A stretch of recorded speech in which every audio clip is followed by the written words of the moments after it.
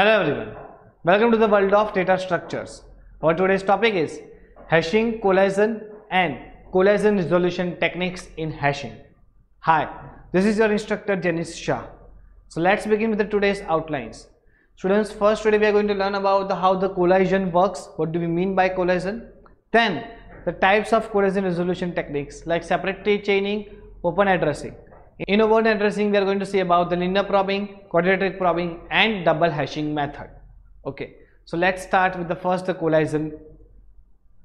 Students, what do we mean by the collision? See, if in hash function, if you apply the hash function on the key values and you get the hash index same as the previous, that means for two different keys you get a common hash value. Suppose if I apply hash function on 100 and I get answer 10. If I applied hash function on 200, again I get answer 10. That means the 10 place is already occupied by 100. Then it cannot be occupied by another value. So that situation is known as collision, when two keys result in a same hash value. The situation where the newly inserted key maps to an already occupied slot in hash table, that is known as collision. Okay, so it must be handled by collision resolution techniques. But first understand the example of the collision. See, here my hash function is k, h of k is equal to k mod n. Okay, so what I need to do is, see, my hash function is very much common, k mod n. I usually prefer this only because it's very much easy to calculate the values from this function. Okay, so what I need to do is, first h of k is equal to k mod n. Okay, let's take some data over here that I need to insert a values for n is equal to 11. So here the hash table size is 11. Okay, values like 21, 56, then 78, 133, 121 and 65. So if such these values if I want to insert in a table, then how can I insert it? Let's see. Just imagine this is my hash table. See, this is array, so I can represent it as a vertical or horizontal both form. Okay, so for my convenience I am just representing my array in a horizontal line where my index starts from 0 to 10. That shows total 11 size is there. For the first value 21, what I need to apply the hash function on for that. So h of 21 is equal to 21 modular 11. 21 modular 11 returns 10. So 21 should be inserted at 10th position. You can see over there in the figure. Now the next value is 56. So what do we need to apply? We need to apply h of 56. So 56 modular 11. 56 modular 11, that becomes 1 because 11 5s are 55. It returns only one remainder. So here it is, 56 is inserted at the first position. Now next we have 78. 78 is inserted at first again. Okay, how? Because 11 7s are 77. Okay, so it returns one value. So if for 78 I again get the hash value 1, if you can check in the figure, hash value 1 is already occupied by 56. So you cannot insert 78 over there. This situation is known as collision. Okay, so what to do with this? Let's see. So to remove this collision, we have some collision resolution techniques. Here we have, see, the collision resolution techniques further divided into two parts. The first method is separate chaining, where we are going to use the linked list, okay, for the same hash values. Then another method is open addressing, where the first method is linear probing, second is quadratic probing and third one is double hashing. Okay, what you need to remember, you just need to remember how the method works and the formulas of all three methods. So formula for the linear probing is h of k comma I is equal to h dash of k plus I mod n. For quadratic probing, it is same as linear, but only instead of I need to write I square over there. And for double hashing, we have two different hash functions. Okay, like h dash of k plus h double dash of k into I mod n. Okay, so how this method works? Let's understand directly with example. So just imagine a situation, students. The first method, that is separate chaining. This is my hash table. Okay, hash table size is 10. So I am representing with array 0 to 9 over there. My values that I want to insert like 20, 32, 41, 66, 72, 50, 106, 51 and 71. Okay, hash function that I'm going to use is h of k is equal to k mod n. So let's start with the first value. First, if I want to insert 20, so 20 mod 10 becomes 0. So 20 should insert at 0th position like this. If you can see, I have inserted the 20 using linked list form because this is separate chaining. Chain, that means connection with each other in a chaining method. So each and every index shows a singly linked list. Okay, after 20 we do not have anything, that's why the 20th pointer is pointing to null. Fine. Now next value, students, we have 32 modulo 10, that becomes 2. So we need to insert the 32 at the second position. So here it is. Next we have 41. So 41 modulo 10, that means 1. So we need to insert 41 at the first position. So here it is. Now next we have 66 modulo 10, that becomes 6. So you can insert at the 6th position like this. Next we have 72. So students, 72 modulo 10, that becomes 2. Now if you can see the second position, we already have 32. So how to insert 72 over there? See, always remember, in collision resolution techniques, in separate chaining, the new value is inserted at the first position of the linked list. That's why first we have 72, then we have 32 like this.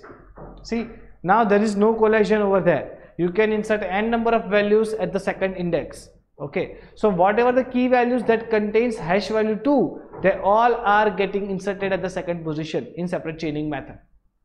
Now next we have 50. So 50 is also at 0. So you can insert like this, 50. Fine. So this is the first method, that how can we resolve collision, that is known as separate chaining. It uses linked list, okay, to maintain the collision values. Okay. Now next we have open addressing method.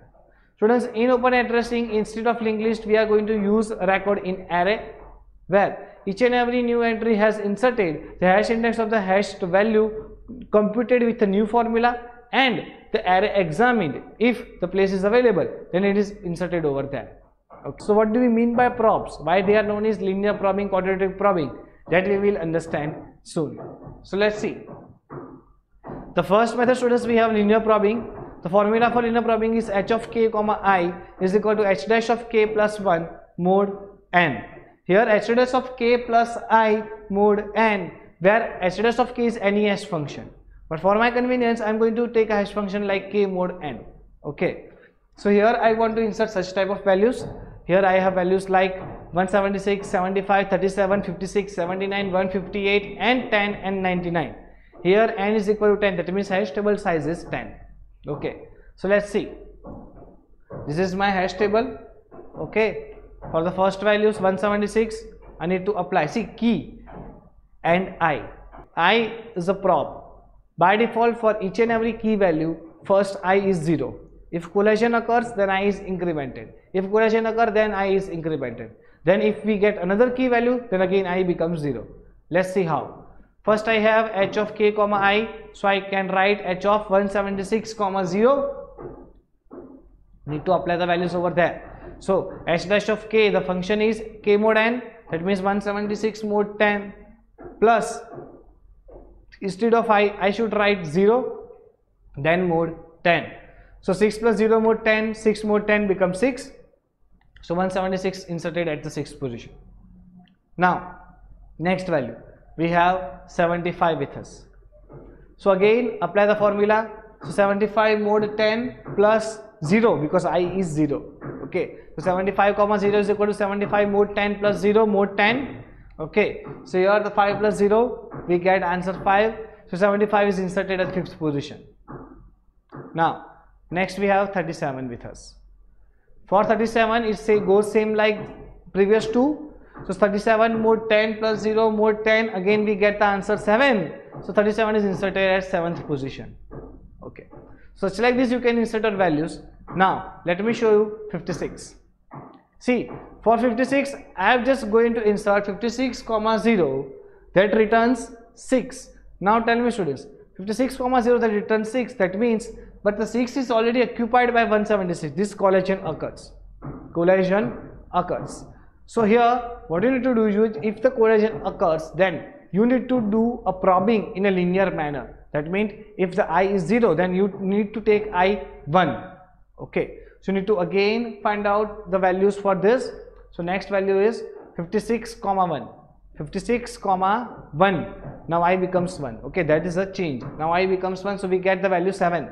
But 7 is already occupied. 37 is there.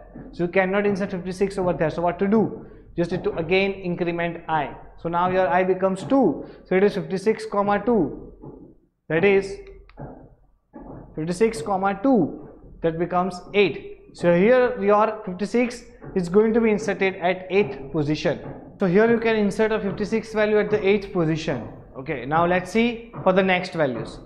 Next value, students, we have 79. So 79, just apply the formula over there and you will get the answer 9. 9 is still occupied? No. So you can directly insert 79 over there. Fine. Now next we have 154. So just apply the values, formula for the 154. So 154, we get the answer 4. So we can insert 154 at 4th index. Now next we have 10. So 10, just apply the formula for 10. We get the answer 0. So we can insert 10 at 0th index. Now the last value. Last value is 99. So here for 99 students, first we have 99 comma 0, that we get 9. But 9 is already occupied. So what we need to do is we just need to increment I from 0 to 1. So we need to calculate 99 comma 1 over there. So here 99 comma 1, that becomes, see, 1. Now tell me, is one place is occupied? No, 1 is empty. So you can insert 99 at the first position. So this is how the linear probing works. Your probing means whenever the collision occurs, you are just incrementing the value of I. That incrementation of a value of I is in a linear fashion. That's why this example is known as linear probing. Now let's take out the next method where we have quadratic probing. See, the quadratic probing, the formula is similar as linear, but the change is little bit over there. Here I is incrementing in a quadratic fashion because it's not I, it's I square. Fine. So here we have for the 126, okay, n is 11. So my array is like this, hash table is like this. Now 126 mode 11 plus 0 square mode 11. 0 square becomes 0. Okay, 126 mode 11 becomes 5. So it's a 5 plus 0 mode 11, that means 5 again. So we can directly insert 126 over there. So 126 is inserted. Now next we have 75. So it goes like this. See, 75 mode 11. 75 mode 11 returns 9 and the calculation also returns 9. So after that we can insert 75 at 9th position. So here it is the 75 at the 9th position. Now for the 37, just apply the formula. Here we have 37 mode 11, that becomes 4. So after all the computation we get the answer 4. So 37 is inserted at the 4th position, students. Now we have 56 with us. 56. Students, the 56 that returns 1. After applying 56, that returns 1. So we can insert the data at 1. So here I can insert directly 56 at first position. Now we have 29. So the answer of the 29 is 7. So we can insert the directly data at 7th index. Okay. Now next we have 154. So 154 we have 0. Is there any place empty for 154? Yes. 0 index is empty. So we can insert 154 at 0. Now for 10 we can insert directly 10 at 10th position. Now last value, that is 99. So here we have 99 students with us. So 99 mode 11, that becomes 0. Okay, but 0 index is already filled up. 0 position is not empty. So what you need to do is you just need to increment I from 0 to 1.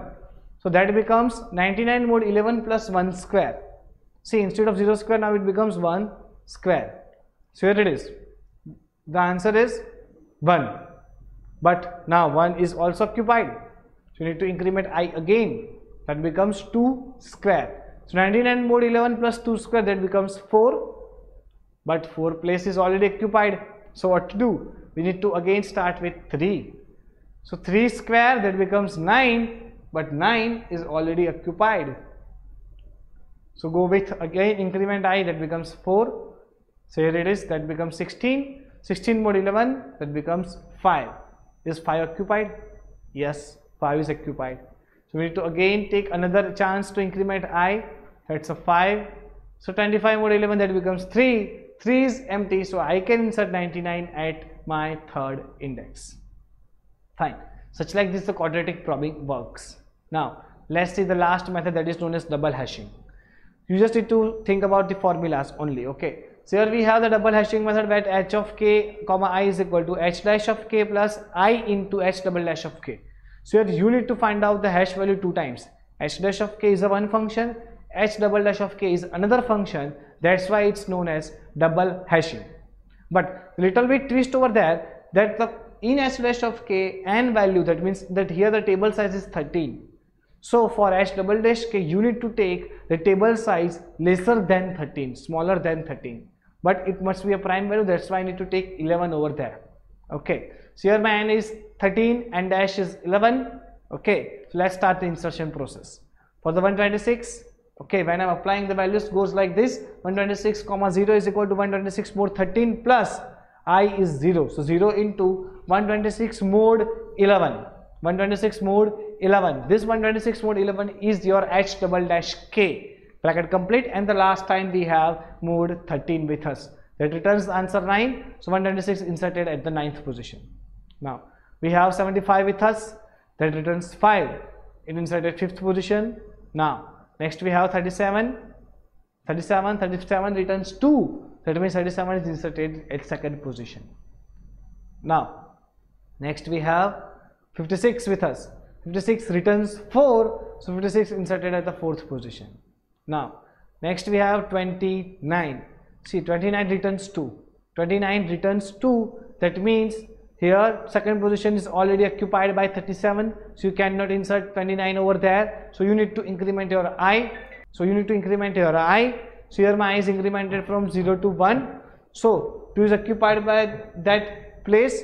That's why I becomes 1. So here my next formula is 1 into 29 mod 11. See, that 29 mod 13 becomes 2, 29 mod 11 becomes 7. So it goes like 9 mod 13, that becomes 9 again, but the 9 place is already occupied. So I need to increment I again, that becomes 2. So 2 into 29 mod 11, that becomes 14. 7 into 2 becomes 14. So we get answer 16. 16 mod 13, answer is 3. 3 is not occupied, that's why I can insert 29 at 3rd position. Now the last value we have 152, so I can insert 152 at 11th position. Okay, so these are the techniques for the collision resolution. Today we have seen about the hashing methods, hash functions, then collision, and the last topic is collision resolution techniques. Okay, so that's it for today's lecture, students. Thank you so much.